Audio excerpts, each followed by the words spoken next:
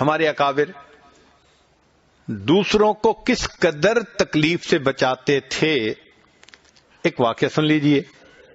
حضرت مفتی محمد شفیع مفتی اعظم پاکستان رحمت اللہ علیہ، انہوں نے اپنا واقعہ کسی کتاب میں لکھا ہے کہ جب میں نے اپنی تعلیم مکمل کر لی تو میں حضرت میاں اصغر حسین دیوبندی رحمت اللہ علیہ اقربا میں سے تھے اور ویسے بھی اساتذہ میں سے تھے، میں ان کی خدمت میں رہنے کے لیے چلا گیا۔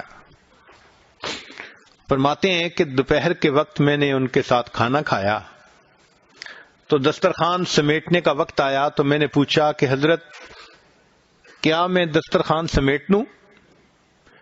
تو حضرت نے مجھ سے پوچھا کہ کیا آپ نے دسترخوان سمیٹنا سیکھا ہے؟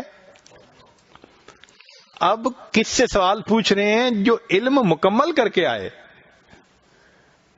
اللہ اکبر، اتنا عرصہ جو اساتذہ کی خدمت میں لگا کے آئے، ان سے کوسچن پوچھا کہ کیا آپ نے دسترخوان سمیٹنا سیکھا ہے؟ تو انہوں نے آگے سے عرض کیا کہ حضرت آپ سکھا دیجئے۔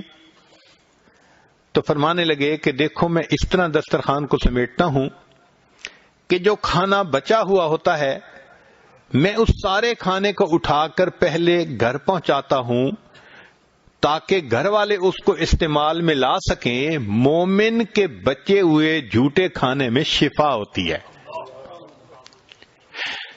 پھر اس کے بعد جو دسترخوان کے اوپر چھوٹے چھوٹے ذرے رہ جاتے ہیں، میں ان تمام ذرات کو اکٹھا کرتا ہوں اور وہ ذرات اکٹھے کر کے فلاں جگہ پر میں ان کو جا کر ڈالتا ہوں، وہاں چیونٹیوں کے بل ہیں، سوراخ ہیں، اور ان کے لیے وہ پھل خوراک ہوتی ہے۔ ہمارے لیے ذرے ہیں اور ان کے لیے خوراک ہے۔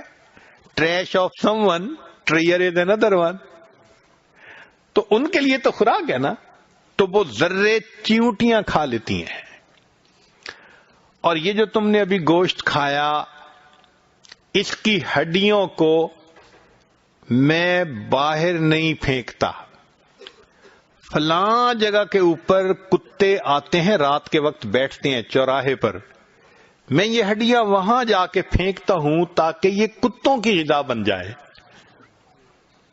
اور یہ جو آپ نے آم کھائے تو میں آم کی گٹھلیوں کو باہر دروازے پہ نہیں پھینکتا، بلکہ فلاں جگہ جو گراؤنڈ ہے، عصر کے وقت بچے وہاں کھیلنے آتے ہیں اور یہ گٹھلیاں خشک ہوتی ہیں تو ان کو گٹھلیاں دیکھ کر خوشی ہوتی ہے، تو وہ ان گٹھلیوں سے کھیلتے ہیں، تو یہ بھی کام آ جاتی ہیں۔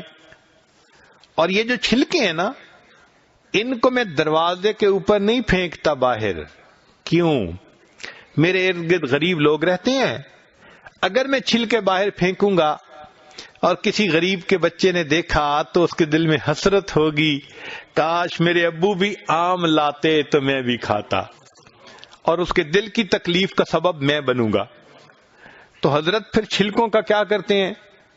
فرمانے لگے کہ میں چھلکے لے کے گلی میں نکلتا ہوں، ایک چھلکا ایک جگہ پھینکتا ہوں، پھر 10-20 قدم دوسرا چھلکا، پھر 10-20 قدم تیسرا چھلکا، 2-3 گلیوں میں چھلکے پھیلا دیتا ہوں، پتہ بھی نہ چلے کسی نے آم کھائے ہیں یا نہیں کھائے۔ یہ دسترخوان سمیٹتے تھے ہمارے اکابر۔ اللہ اکبر کبیرہ۔ ہم نے زندگی میں کیا سیکھا؟ سوچیں نا۔